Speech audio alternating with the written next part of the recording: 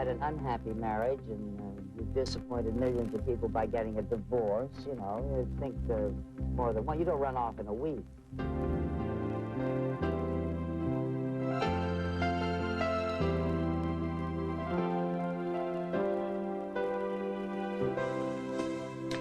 When I spoke with Lucille Ball, I was nervous. She rarely talked about the breakup of her famous marriage to Desi Arnaz, and I wasn't sure how to bring it up. She was, after all, going to be sitting right next to her second husband, comedian Gary Morton, and I assumed that Desi was not their favorite subject. But she had no problem talking about him.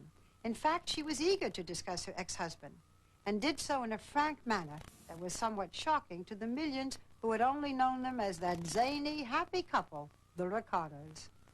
In a moment, the great Lucille Ball. My best friend. I'm hurting, I can't sleep, and I'm worried about taking something. Is it okay?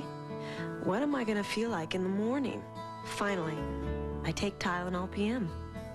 It stops my pain, it helps me sleep, and next morning, I am up with the sun and I feel great. Poor old Ralph can't even keep up. And I'm thinking, it's gonna be a beautiful day. Rest easy. It's Tylenol PM. If you're still scrubbing, rinsing, and wiping your shower, coughing and wheezing with a nose full of toxic fumes, we have just one word for you. Why? Don't clean your shower. Get Clean Shower. On Lifetime, she's live from death row. Now her story is her nightmare. You are going to see something totally unique to television. Tonight, someone will die. Can she take back the show and save her life? Sit in this chair and I'll give you a moment they'll be talking about forever. We'll throw the switch. I will. Bruce Davison and Joanna Cassidy, live from death row. Turn it off. Today at 2 on Lifetime. Intimate portrait, Janet Leigh, featuring her daughters Kelly and Jamie Lee Curtis. Though she grew up in a small town in upstate New York, Lucille Ball loved Hollywood. She lived in this elegant Beverly Hills mansion for over 30 years. From 1961 until her death, she enjoyed the luxuries of her legendary fortune with her second husband, Gary Morton, a producer, former comedian, and her most trusted friend. This was Gary's and Lucy's bedroom on the second floor, and this, the pink bathroom that Gary built as a surprise for Lucy when she was on location. This is also the home where she had lived with Desi Arnaz. Their work together fills volumes of scripts, all of which were stored in the house library. This is a very comfortable room. Is this your favorite? Oh, yes, yeah. You know, there's always one room you live in, play games in, the plants grow better and everything. But in here we show pictures, and we have 85,000 feet of, seriously, home movie. Let's see some. You want to see some? Yeah. Okay. All right. Something called The Fat Little Cowboys. When they Starring? Starring my children when they were, let's see, Desi was about 2.5, almost 3, and Lucy was 4. But she, of course, was always telling him what to do, and pushing him around, making sure that he did it. Are they close now? Very Desi and much Lucy? closer now than they ever were. Yeah, really? Much. During their 20 years of marriage, Desi Arnaz and Lucille Ball had 2 children. A daughter, Lucy, in 1951, and Desi Jr. came 2 years later. They were the great joy of Lucy's life. She encouraged their interest in show business, and as teenagers, they joined her in a final TV series, Here's Lucy. She often said she was a firm believer in nepotism. Lucy was so good at being funny that people forget she was also a great beauty. In fact, it was her looks that got her in the door, first as a model and then as an actress in B-movies. In 1940, she appeared in a movie with a Cuban singer who would eventually steal her heart. They were married in November of the year, and 10 years later, they approached CBS about doing a sitcom, loosely based on their marriage together. They called it I Love Lucy. Despite strong prejudice against Latin Americans, Desi Arnaz built the empire known as Desilu Studios from the ground up and gained a reputation as one of the smartest businessmen in Hollywood. There has never been a success like Lucy. She was on CBS for 23 consecutive years and won 4 Emmys and countless other awards. By anyone's measure, she was the queen of comedy. On camera, Lucy and Ricky Ricardo exaggerated marital troubles and made us all laugh. The public thought they were the perfect match. Off camera, the marriage fell apart. In 1960, Lucy filed for divorce amidst allegations that Desi drank too much and cheated on her. America was heartbroken. So apparently was Lucy. But they managed to remain friends until his death in 1986. When I sat down with Lucy and Gary, I wasn't sure what to expect. She was 66 at the time, Desi was still alive, and the subject of her first marriage was still painful. I mean, when you and Desi were married, you had everything. We had nothing. He was he had his own band, and he was in a play in New York, and he was a kid. When you were married. When we were first married. At the success. Then we build up a lot of things. Right. But then even while they were building, they would not believe that he was doing the building. Yeah. And he was doing the successful building of a very well-run empire. I was doing the acting and having the children. I had no part of it. I took that on much later. But I knew what he had suffered, really, and how he did not deserve that. And just because he was Cuban and once a bongo player did not warrant calling him any of those names. And he worked very hard and got a lot of respect for what he did, and they forgot about that. You had the success. The marriage looked perfect. It was everything. And then it fell apart. That was his problem. And I heard you were devastated. I couldn't understand it any more than, you know, for the same reason you're asking the question. It seemed like we had everything. I think people still don't understand. I don't either. Oh, I think that's past. It's certainly past. I think it's past. But we certainly did have everything and worked very hard to get it, and 2 beautiful children, and what else can you ask for? And I think if Desi were here right now, he would agree that it was... But when we're talking about the marriage, you had said, I didn't make the same marriage mistake twice. This marriage is very different. This man is very different. I'm cute. He's not a loser. I married a loser before. He could win high stakes. He could work very hard. He was brilliant. But he had to lose. This man's sweet. I like getting up in the morning. So was the other man, sweet and generous, overly generous, but he had to lose. He had to fail at everything that he built up. Everything he built, he had to break down. And he still claims he's the same way. And is this marriage itself very different? Yes, very different. We have a home that is lived in.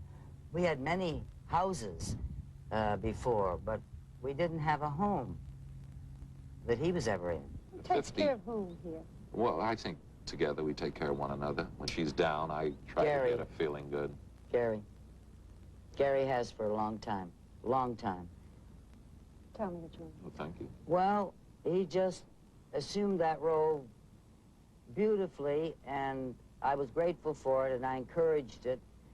And in many, many ways, I don't think he's even aware of. He has responsibilities I think he's not even aware of. When I found out the kind of man I had married, it takes time, you know, you're not You didn't sure. know when you married him? Not for sure. I'd only known him a year, and I sat and thought about it for a year, and I really didn't want to get married again. I had 2 beautiful children, and when you've had an unhappy marriage and you've disappointed millions of people by getting a divorce, you know, you think more than one. You don't run off in a week. Besides, I didn't want to take a man who seemed to be his own man. I didn't want anything to happen to that wonderful feeling that he had, that real wonderful ego, and deflate it in any way. I didn't want anything to happen to that. Did you ever worry, you're a couple of years older, that he'd look at somebody else? Oh, I had that. I've had that. I've had that. I've been, you know, 35 You've had years. what? No, I mean... Oh, that's why I didn't worry. I'd heard that he'd had... I've been, you know... He'd had quite a life before. You know, that's... I didn't really worry about that. No, I can't say that I did. I didn't at the time. I thought one sign of that and goodbye, whomever. One thing I love about him is that he likes to take his time off. He really appreciates it with his golf. He's a fine golfer and always has been. And he was, I think, quite pleased when he found out that I didn't mind his going up to the club or going to Palm Springs or wherever to play golf at any time that he wanted to. Now, from the very beginning. He always called. Nobody asked him to. He never said, now be sure and call. I want to hear and all this. Never once. And through the years, he just always has. I've always known where he was. He's always known where I was. There have been no games being played. And I was pretty used to a lot of games. And I'm not talking about Scrabble. Do you make each other laugh? Yes. That's, yeah. You have said that you said, Lucille Ball, I don't think funny. I'm not funny. He's funny, but No, I'm not funny. I don't think funny. I can do funny things that other people write down in detail, tell me how to do them. But I really don't think funny. He does. Well, she'll do what we call Lucyisms, things from a show. You know, like always says, oh, Lucy, that's crazy. Lucy, look what Lucy's doing. Well, inadvertently, you mean at home. Yeah, she'll walk into a wall. She'll do little things like that, or she'll decide on dinner and forget the toast, and it's been laying there. It's this big by the time it comes out. You mean I forget the roast? No, and toast. That's what I get, roast roast? toast. I mean, I get in roast real toast. life. In real life. Yeah, in real life. Do you cook? Well, Hockey pucks, little things. But she does funny things. one thing I make that you like is chopped chicken liver. Best. All right. I know my mother's watching, but she does make the best. Well, I learned from your mother. Yeah. However, a Lucyism. I was making chopped chicken liver. It takes a couple of hours to make a huge dish. We were expecting some guests. And I was doing fine, and I was right on time, and I tasted it and needed salt. And I already had it in the dish, but it wasn't too late because I hadn't put the egg yolk on the top. So I took a big salt thing, and I went like this, and the top came off. And the entire thing looked like a snowbank. And they're practically driving in the driveway. I just didn't know what to do. So I quickly did the worst thing you could think of. I rinsed it.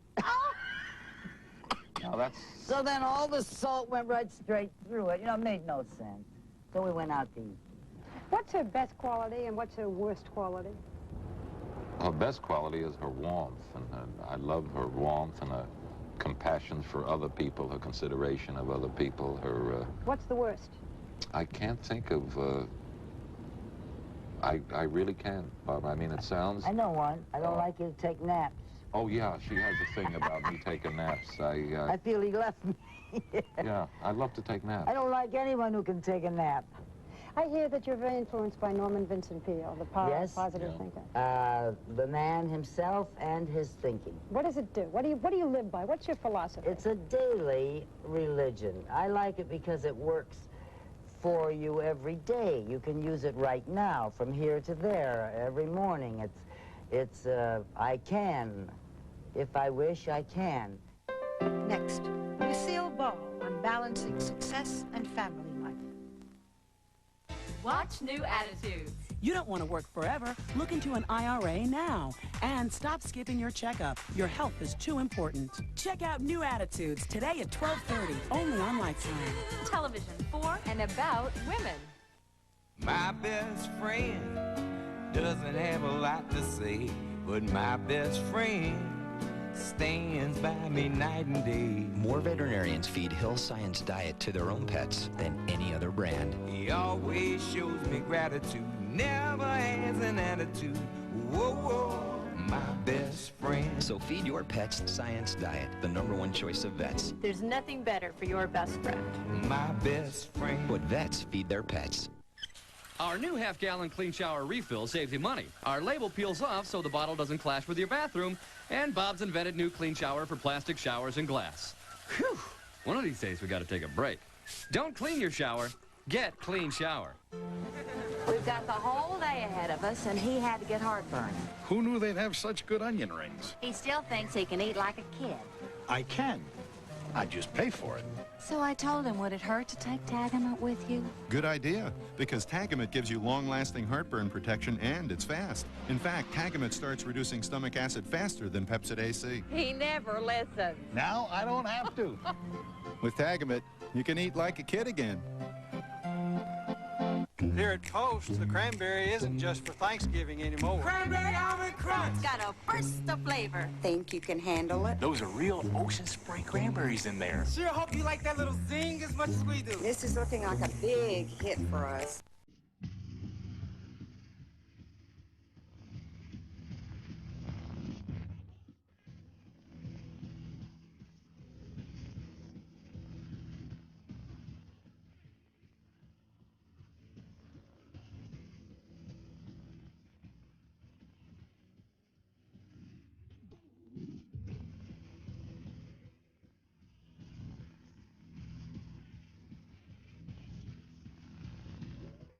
Watch my hands. Watch my feet. Watch me work. Watch the WNBA. Tonight at 9 Eastern, 6 Pacific. On Lifetime. Where it's more than a game. Lucy, after 25 years of doing a weekly series, you stopped in 1974. Then what was it like? You got up in the morning and you didn't have to run to work. Traumatic. Very. Well, for the first 3 or 4 months, I was in limbo. I was just in shock. I loved getting up and going to work. Were you depressed? I was depressed. I was in such a depression that the doctor said, you've got to take her away. You've got to find something that she wants to do. And there wasn't anything I wanted to do but go back to work. Why'd you leave? Oh, I'd been on long enough, I thought, and I kind of always prided myself on knowing when to get off, and I felt that really I had stayed on about 4 or 5 years longer than I planned, which happened because of the children's coming on our show and kind of wanting them to get their wings and fly off on their own, which they did, and as soon as they did that, then I really quit. But I'd been planning it for 5 years.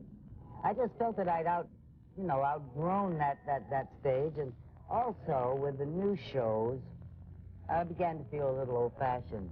Let me ask about that. Would Lucy today, zany young woman, and really the I Love Lucy, the crazy, zany lady married to the Cuban band leader, could that show work today? I can't, it's hard for me to answer now. Apparently, they're getting a little tired of the new stuff, and they are appreciative of what they already know about and want to see again. Lucy works in 77 countries that she distributes the Lucy Show, and Here's Lucy, and I Love Lucy. So it's funny all over the world. And that's the way I feel about the humor. Lucy's humor can go on and on. There's no limit to anybody that's funny. I always felt that they needed, the public, needed a show that had a beginning, a middle, and a happy ending. Yeah. And something they could depend on, and I think it's become more important to them now, and that's why they're tuning in so regularly, day and night, because they can depend on it. They see things that are, they're trying to make entertainment out of newsreel, what we see in the news, which is not very happy these days, and they're building shows around them. And to me, that's not entertainment. Do you watch yourself? Do you watch the early I Love Lucy? No, I never have really watched them. Recently, I've caught some of them inadvertently, sort of twirling the dial. Well, I feel it was a funny-looking hairdo and a funny-looking skirt, and I looked like I was forever pregnant because I was either having one or just getting rid of one. But I know that they were well-written, and we had a wonderful time doing them, and I think it shows. That is the essence of our comedy, those early I Love Lucy, and gave me my education in the whole thing. Did you have trouble selling those first I Love Lucy? No, we didn't have trouble selling them because we were... I mean, the concept. I'd heard that when you first came to CBS with the Cuban band leader and... Well, they didn't want to buy Desi as my husband. And I said, why not? He is. And they said, well, Cuban, and we want an American. So we got together and went out in vaudeville for a few weeks to see how they accepted us, and they did. And when I came back, I insisted, that's all. I said, I expected to only do the show for a year and then have some, like, home movies to show the baby that I had just had, you know, when she grew up. And no one who knew it was going to go on this long or get that big or the business would snowball. My success was never labeled success by anyone close to me. It was just go to work and do a good job, get the show out, learn how to do it, and do it to the best that it's, you know, the best that it can be done, and teach others how to do it, because it was, as I say, a new way of doing things. I didn't have time to think of being a success personally. If the show was doing well, that was good. It's been said that you're very tough to work for. Are you? Are you a perfectionist? Perfectionist, I've decided, is attention to detail, which I'm very proud of, and that's the way I learned my craft. That's one thing that second thing I think that I'm proudest of, that I've learned my craft. The other thing that I'm proud of is that I've had time with my children, and that my children are doing what they want to do. and doing it successfully. And I think Gary's happy. Oh, I'm very happy. I read that Lucy is an overprotective mother. I found that she sometimes gets overly protective to her children. She had them late in life, and it was her whole world, the children. They still are. They're very important, and we're very, very fortunate. She's very fortunate. They're wonderful kids. But I remember when little Desi was born. And it was the most important event that happened in the country. And I remember reading that more people watched when Desi was supposedly born on the program than watched Dwight Eisenhower's inauguration, or than watched Queen Elizabeth's coronation. Yes. Yeah. Tell us what that time was like for you.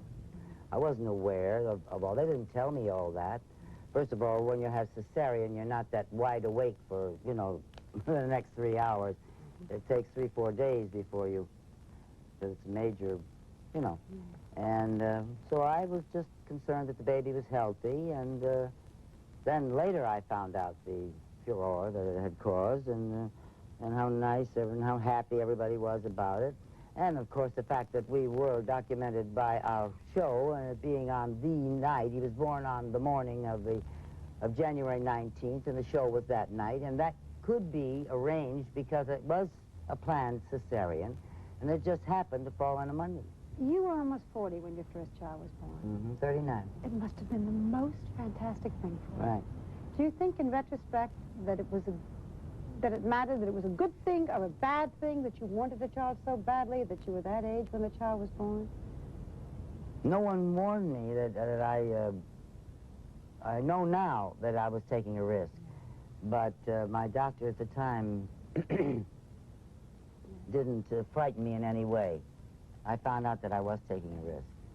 I heard, later. I read somewhere that when at that time little Lucy was born, that you were so happy, you cried so much that the doctor said he wouldn't let you have the baby because you were going to cry all over. Well, they didn't, because they had to take the baby away from me, because every time they'd bring her in, I'd cry, and it hurts, you know, when you've had cesarean.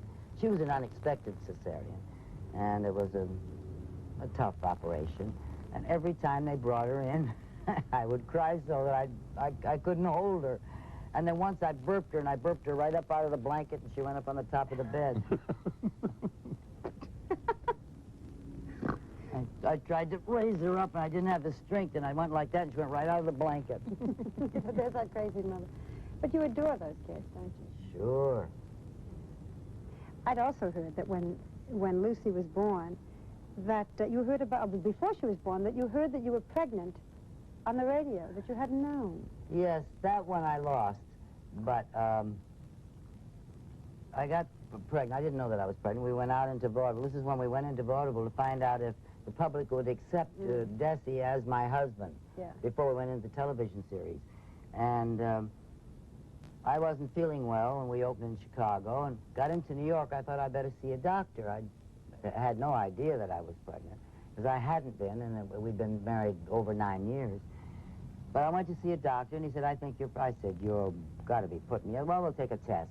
That was Thursday, and I was supposed to get the results Monday. And Sunday night, we heard it on Walter Winchell. And we were each in our separate dressing rooms, and we met in the hall and said, it's true! Because we knew that if Winchell said it was true, that he had spies in the lab. And so we really found it out on the radio.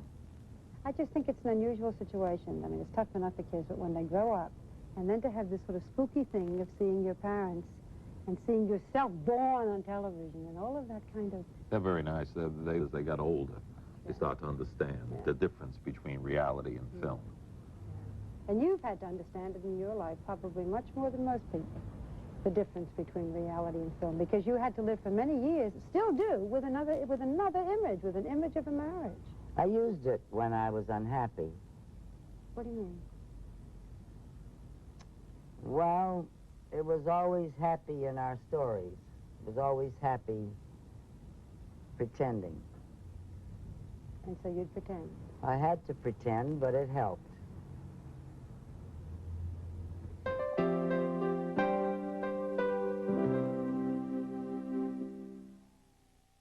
Vital statistics from Lifetime.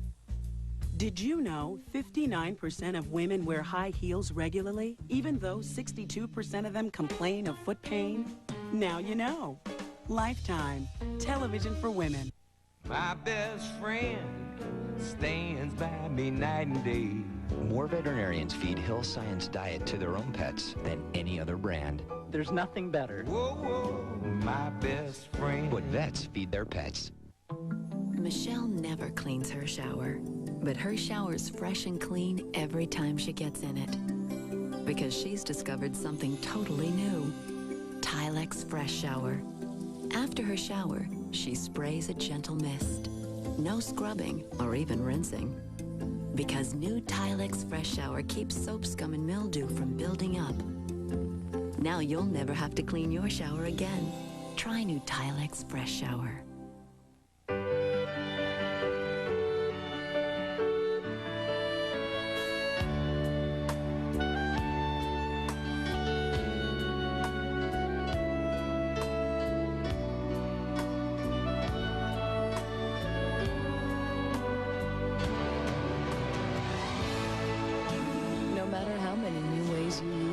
It's funny how the unmistakable taste of Hellmann's mayonnaise brings out the best in everything. If you quit working after only 4 hours, you'd probably get fired, right? Right. That's what ordinary pain relievers do. Work for a while, then quit. But now there's a leave. Only a leave has the strength to work all day long with just 2 pills. It would take 8 Tylenol to do that. So if the pain reliever you use doesn't work the way you want, fire it. Fire it. And take a leave. 2 pills. All-day relief. Works for me.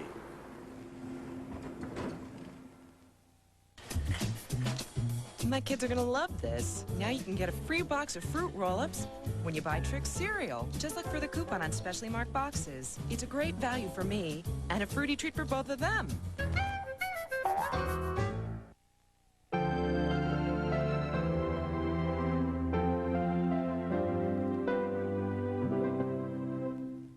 Lucille Ball died after heart surgery in 1989, but her place in Hollywood history had been determined long before her death.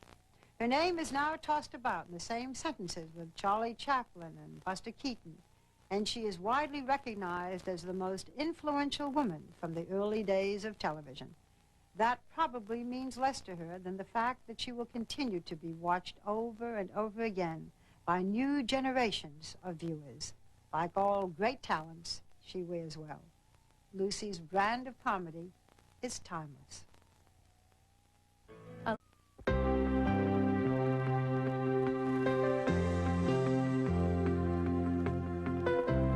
When you've had an unhappy marriage and you've disappointed millions of people by getting a divorce, you know, you think more than one. You don't run off in a week.